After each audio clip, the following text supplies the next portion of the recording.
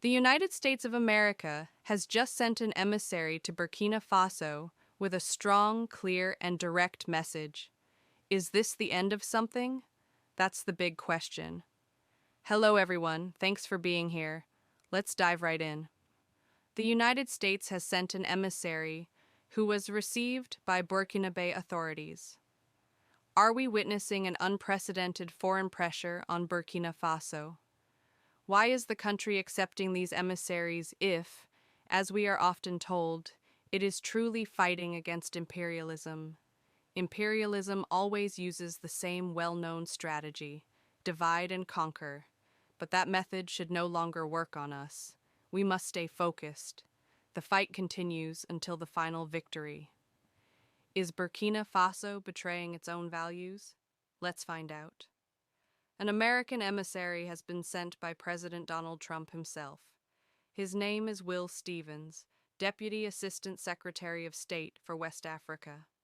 Yes, the United States has specific representatives for each sub-region of the world, including West Africa. Impressive, isn't it?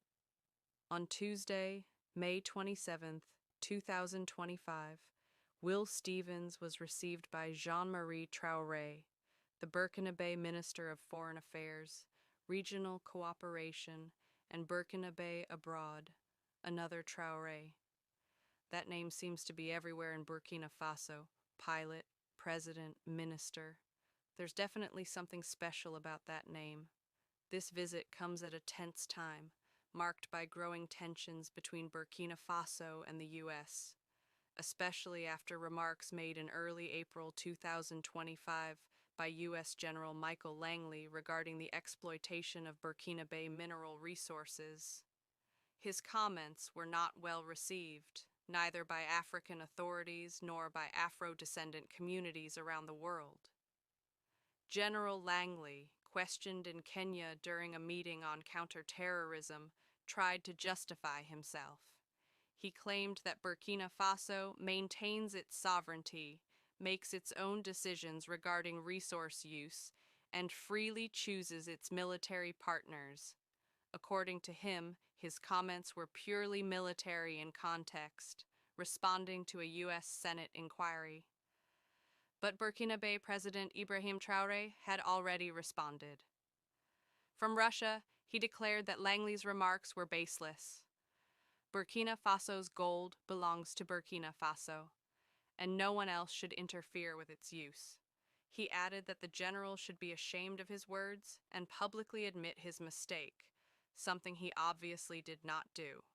To ease tensions, Donald Trump sent Will Stevens to Burkina Faso. The emissary stated that he came to reaffirm the U.S.'s desire to rebuild strong cooperation with the country. And that word is important: rebuild. You only rebuild what has been broken. He spoke of open cooperation in several areas, especially commerce and security. He talked about building a pragmatic relationship based on mutual respect and Burkina Faso's sovereignty. Hearing such words from the U.S. is unusual. So then, are the United States and Africa out of love for Africans? We'll see. The Burkina Faso minister welcomed this approach. He stressed the importance of direct dialogue to understand the reality on the ground, instead of relying on often biased external narratives. He also clearly reiterated Burkina Faso's new vision: only work with partners who respect its sovereignty. According to him, Burkina Faso authorities are now committed to forming strategic partnerships that help build a sovereign nation. No cooperation with those who trample that sovereignty.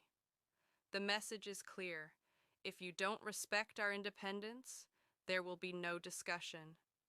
As a Burkina Faso, a Sahelian, and an African, the minister emphasized, we want mutual respect and respect for our sovereignty. Africa is a continent like any other. Africans are human beings like anyone else. It's time to change the way the world looks at this continent and to reject condescending narratives. The Trump administration may be beginning to understand this vision, but the Burkinabe remain firm. Only relationships based on equality, respect, and sovereignty will be accepted.